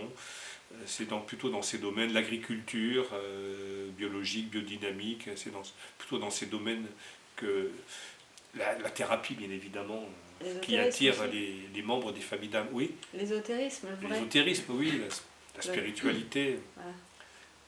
Il y a quelques domaines dans lesquels les membres des familles d'âme peuvent s'épanouir. Et d'autres où c'est très très difficile. Il y en a qui le font, hein. Il y en a qui s'incarnent dans des milieux comme ça, politiques, financiers, mais il faut se battre, là. Il faut avoir la niaque, hein. Parce que l'environnement n'est pas facile, hein, et s'y oppose même souvent. Parce que oppose une résistance féroce. La politique, elle sera peut-être amenée à disparaître. Non, il y aura un jour des femmes et des hommes politiques très, très avancés, qui ont une vision du monde extraordinaire, avec de grandes valeurs, qui sauront ce qu'il faudra faire, ce qu'il faudra mettre en place. Et moi, je me dis aujourd'hui, souvent je m'amuse à penser, tiens, je serais ministre de l'Éducation nationale. Et si j'avais les idées que je voudrais mettre en place, je dis, mais bon Dieu, mais je me retrouverais avec des grèves, des manifestations, autant les parents que le personnel enseignant. Ils ne me suivraient pas, parce que mes idées sont trop en avance sur leur temps à eux, pas sur le temps d'aujourd'hui, mais sur leur temps à eux. Par exemple, ce serait quoi ? Par exemple, comme idée qui serait trop en avance. Par exemple, les activités autres que intellectuelles seraient mises à l'honneur. Il n'y aurait plus de notes. Les examens disparaîtraient totalement. Ça existe dans la pédagogie Freinet. Oui, il y en a quelques-uns. Oui, mais c'est des secteurs. C'est pas généralisé. Ouais, bien sûr. Bah oui. Bon, et puis plein d'autres choses, mais Oui, ça ne marchait pas. Les parents adorent, beaucoup de parents attendent les notes avec La impatience. compétition. Il y aurait l'art, il y aurait la. Oui, il y aurait les beaucoup valeurs. d'art, il y aurait plein d'activités artistiques, pédagogiques, sportives. Enfin, ça existe dans certains lieux, hein, mais en France en tout cas, non. Ouais, puis il faudrait peut-être plus s'adapter à l'individu que au collectif. Quoi. Ou ministre médecine, vous voyez, aujourd'hui, ils sont tous complètement dans les normes, là, ils sont sur des rails, ils ne veulent pas en sortir. Donc quelqu'un ce serait le chamboulement total, il aurait le monde médical, 90% du monde médical qui se révolterait. C'est pas prêt, quoi. Le monde n'est pas prêt. Non, le monde n'est pas prêt encore à ça.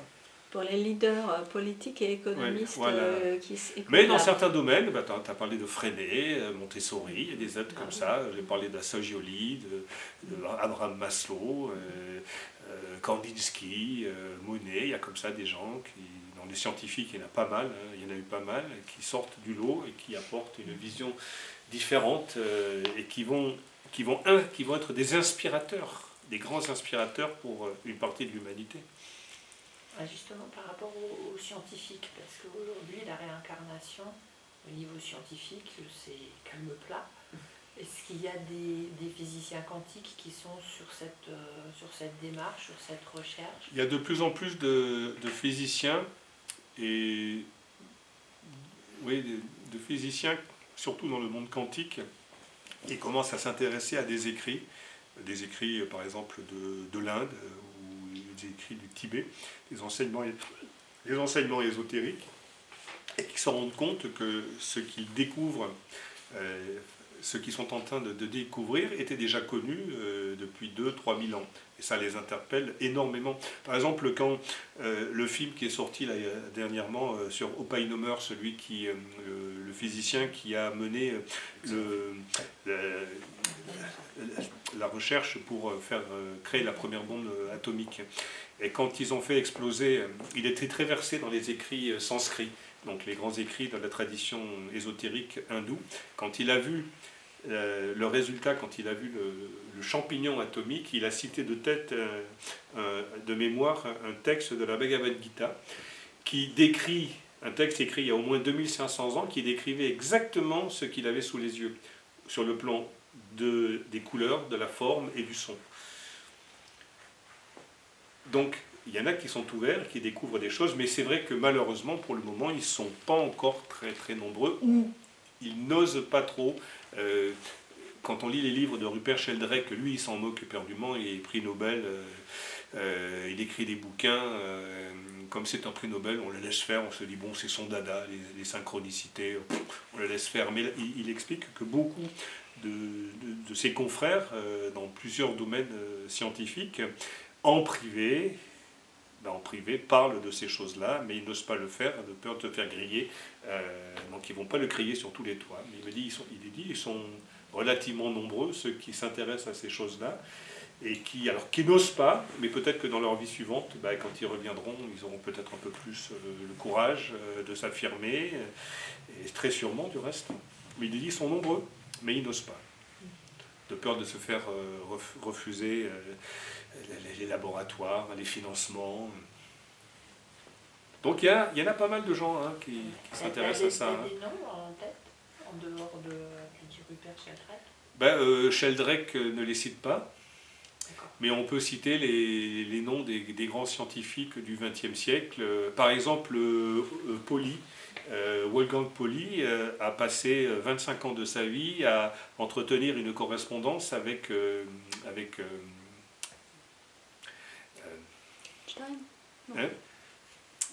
les synchronicités.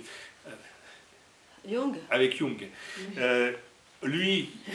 Jung et Pauli parlaient ont échangé des informations, des réflexions sur les synchronicités. Pauli par les recherches scientifiques, surtout de physique quantique, et Jung sur le plan psychologique. Donc en voilà un qui était très très intéressé à ça et qui a passé. Et il y a des écrits, des correspondances qui ont fini par être éditées. Ils ont mis du temps. Ils ont attendu que Jung et Pauli décède, et même 40 ans après, ou 50, 60 ans après même, avant d'oser éditer ça, parce que c'est encore un peu mal vu qu'un grand scientifique, considéré comme l'un des plus grands scientifiques du XXe siècle, s'intéressait à des choses comme ça, ésotériques. C'est pas sérieux, quoi. Enfin, c'est pas sérieux pour l'intelligentsia dominante. Alors, ils sont nombreux.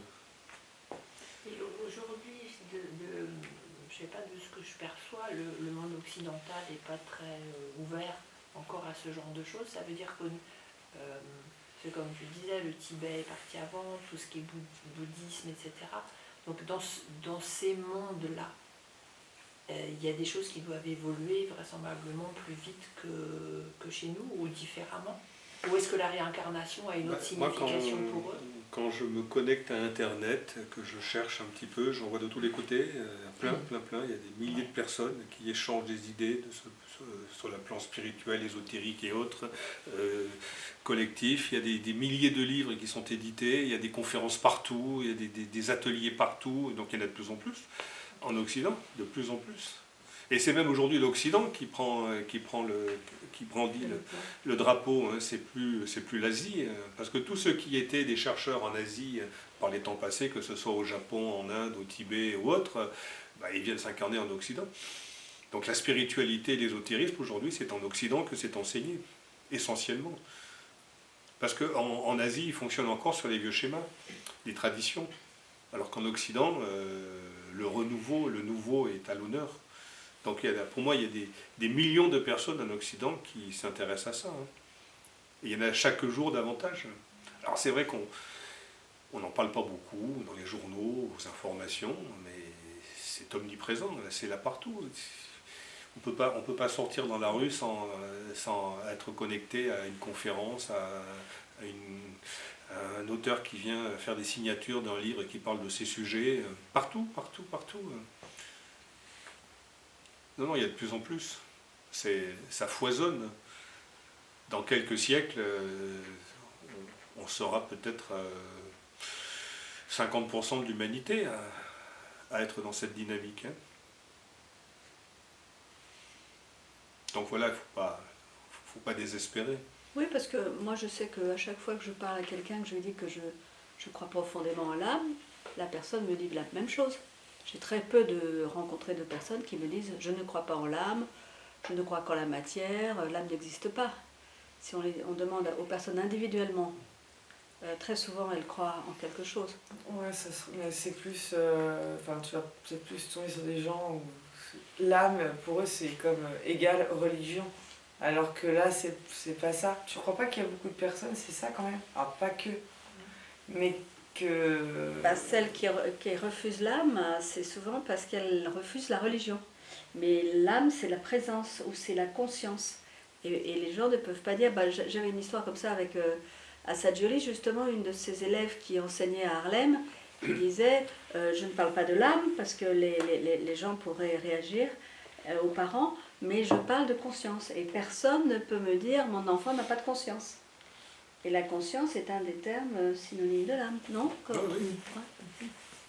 Quand j'ai sorti le livre que j'ai appelé Expérience quantique, où je racontais des expériences que j'ai faites transpersonnelles, à chaque fois que j'en parlais, il y avait toujours une personne dans l'environnement qui disait « Ah, moi aussi j'ai vécu ce genre de choses, mais j'ai jamais osé en parler ». Et j'en ai rencontré des dizaines et des dizaines, des personnes qui avaient ça en elles, ça faisait partie de leur propre expérience, c'était leur jardin secret, elles n'osaient pas en parler, mais et de plus en plus de personnes vivent des choses comme ça aujourd'hui. Pour moi, je trouve qu'on vit une époque formidable là-dessus, c'est un foisonnement, un éveil de la spiritualité. Moi ça m'émerveille quand je vois ce qui se passe à travers le monde. Émerveillé, c'est le mot. Hein. Quand j'ai commencé à m'intéresser à ça il y a 45 ans, 50 ans, oui, une cinquantaine d'années, les rares librairies qui existaient, c'était des librairies traditionnelles. Moi je me souviens, je rentrais dans une librairie, il y avait des vieux monsieur qui me regardaient comme ça, qui c'est ce genou là, qu'est-ce qu'il vient faire ici? Il y avait des bouquins pleins de poussière, il y avait le rayon magie blanche et magie noire. Voilà, c'était à peu près tout ce qu'il y avait. Aujourd'hui, des librairies de spiritualité, de développement personnel, il y en a partout, même dans des petits villages. Oui, mais tu crois pas que justement il y a un côté très commercial? Peut-être, mais c'est une évolution phénoménale. Avant le développement personnel, il y a encore 60 ans, personne ne connaissait. Personne. Il y avait quelques mystiques par-ci par-là, quelques ésotériciens par-ci par-là, quelques personnes inspirées par-ci par-là, mais le gros de l'humanité était totalement déconnecté de ces réalités-là, alors qu'aujourd'hui, des millions de personnes qui s'y intéressent, alors peut-être de près ou de loin, peut-être pas forcément de la manière la plus discernante, mais en tout cas, il faut bien commencer. Il faut bien commencer. Quand quelqu'un commence à vouloir jouer du violon, il fait des couacs d'abord, hein, avant de pouvoir jouer des mélodies, mais il joue du violon. Il se lance, donc c'est pareil dans le monde de la spiritualité. Il y a des millions de gens qui se lancent aujourd'hui, qui font des couacs, c'est vrai, mais vaut mieux des couacs que rien du tout. Hein. Et puis demain, il y aura moins de couacs, et puis après-demain, il n'y en aura plus. Il y aura des êtres réalisés, oui. Oui, c'est comme dans tout domaine, il y a des grands écrivains d'ésotérisme et puis des personnes qui disent des choses assez banales ou qui se trompent, ou qui disent leur vision. Mais ça fait comme dans tous les domaines. Hein. Il y a du bon et du mauvais dans tous les domaines. Mais ça contribue à un éveil collectif. C'est ça qui est important. Alors après, tu parlais de réincarnation, des dizaines, des centaines, des milliers de fois. Et quand, au bout, l'âme est arrivée dans ce que tu disais, la troisième initiation, dans l'amour inconditionnel. Oui, c'est une appellation, hein, oui. On peut appeler ça comme on veut. Ouais. Mais après, du coup, elle a fait toutes les expériences nécessaires pour grandir, pour s'assagir, pour arriver à quelque chose de parfait, entre guillemets. Et que se passe-t-il après? Eh bien, il arrivera un moment où l'être sera tellement intégré, vivra tellement sur le plan de l'âme, mais totalement, qu'il deviendra une lumière du monde. Eh bien, à ce moment-là, il quittera à jamais le règne humain et il rentrera dans le règne suivant de la nature, le règne spirituel. Et il deviendra un maître de sagesse, un être à dimension planétaire qui s'occupera de l'évolution de la planète. Et plus tard, quand il aura poursuivi ce travail et qu'il aura atteint encore un stade beaucoup plus avancé, par exemple le stade aujourd'hui auquel se trouvent le Bouddha et le Christ, il passera à une dimension encore supérieure sur le plan du système solaire. Il deviendra un être systémique de conscience solaire, et puis un jour il deviendra un être de conscience cosmique. Ça ne finit jamais. C'est-à-dire que plus on avance, plus on va grandir en conscience. Mais ça peut aller très très très très loin, mais ça prendra des milliards d'années pour chacun d'entre nous. Et il n'y aura jamais de fin. Jamais. Et même quand l'univers se désincarnera, rentrera en phase de ce qu'on appelle en Inde de pralaya, de repos cosmique, eh bien un jour très très très lointain, quand l'univers se réincarnera, rentrera, m'inventera activité cosmique, tous les êtres de dimension, tous les êtres qui peuplent cet univers vont revenir se réincarner, et toujours sur des dimensions beaucoup plus avancées, beaucoup plus vastes, qu'on ne peut pas concevoir. Il n'y aura pas de fin. On est appelé à vivre indéfiniment. Mais avec des niveaux de conscience dont on n'a pas idée. Déjà, le niveau de conscience, arriver à percevoir pour un être humain, même très avancé, le niveau de conscience d'un adepte de la hiérarchie spirituelle, tant qu'on n'est pas à ce niveau-là, on ne peut pas imaginer ce que c'est. Un être qui a la charge d'une planète.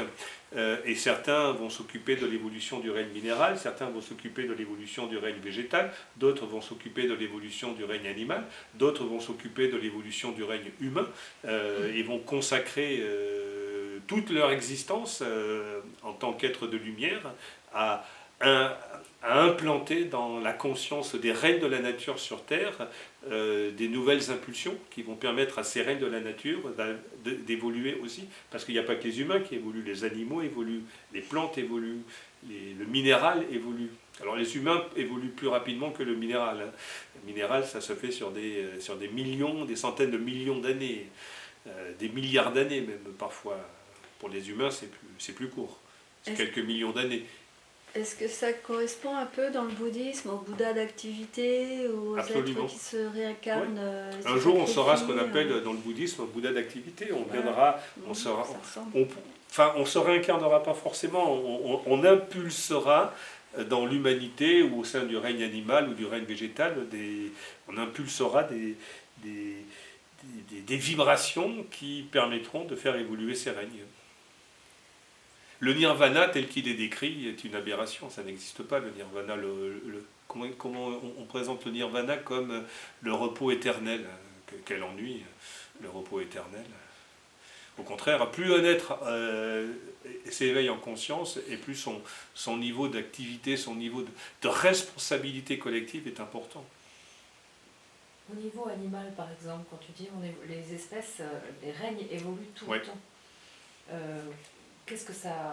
Comment est-ce qu'on peut concevoir un animal qui soit très très évolué? Mais voilà un exemple d'un animal, d'un chien qui est très très avancé, très évolué. Il y en a d'autres, il n'est pas le seul. Notre Archimède, là. Archimède, voilà, notre Archimède est un chien très évolué. Alors raconte-nous Archimède. Dis-nous. Des animaux tels qu'Archimède, des animaux qui sont très proches des humains, commencent à éveiller des sensations, des impulsions qui ne sont pas de l'ordre du règne animal. Un animal, il n'est pas censé avoir des émotions, il n'est pas censé être jaloux, il n'est pas censé ressentir des choses, il n'est pas censé développer des goûts spécifiques, ce que font les animaux qui sont très très proches des humains. Ils commencent à s'éveiller, ils commencent à éveiller des impulsions qui sont du domaine de l'humanité, donc surtout sur le plan émotionnel. Les chiens, le chakra majeur d'un animal éveillé, développé, donc comme certains chiens, enfin beaucoup de chiens, beaucoup de chats, de chevaux, d'éléphants, d'otaries, de dauphins, enfin quelques animaux de ce type, eh bien ils ont le plexus solaire qui commence à entrer en activité. Le règne animal n'est pas censé avoir un plexus solaire en activité. Le règne animal, il a le plexus de base, le chakra racine, et il a le chakra du sexe sexuel qui est éveillé quand les femelles sont en chaleur. Mais pas un chakra émotionnel, pas le plexus solaire. Eh bien, les animaux supérieurs qui sont en contact avec les humains éveillent le plexus solaire et ils développent des sentiments, des goûts qui sont en lien avec des sentiments et des goûts ressentis par des hommes. Enfin, des hommes avec un H majuscule. Donc, il paraît en fait que le stade suivant pour eux. Quand la porte du règne humain sera ouverte, tous les animaux qui sont très proches de cette porte, qui sont allés très très loin en tant qu'animal, qui ont de nombreuses vies animales et qui ont expérimenté tout ce que le monde animal peut passer, un jour passeront dans le règne humain. Un jour. Mais pour cela, pour que la porte s'ouvre, il faudra que nombreux humains passent dans le règne spirituel. Parce qu'il y a toujours des quotas. Il y a des quotas dans tous les domaines. Il y a des quotas pour les réincarnations, il y a des quotas pour le règne humain, des quotas pour le règne animal, parce que la Terre, en tout cas, ne peut pas porter plus qu'un certain nombre d'humains, d'animaux, de plantes. Quand un règne s'ouvre, passe au règne suivant, ça ouvre la porte pour les règnes inférieurs. Donc si les humains s'ouvrent au règne spirituel, les animaux vont s'ouvrir au règne humain, des plantes, pas une fleur, pas un arbre, mais des égrégores de plantes vont s'acheminer vers le règne animal et des égrégores de règne minéral vont s'acheminer vers le règne végétal. C'est un processus comme ça, sans fin.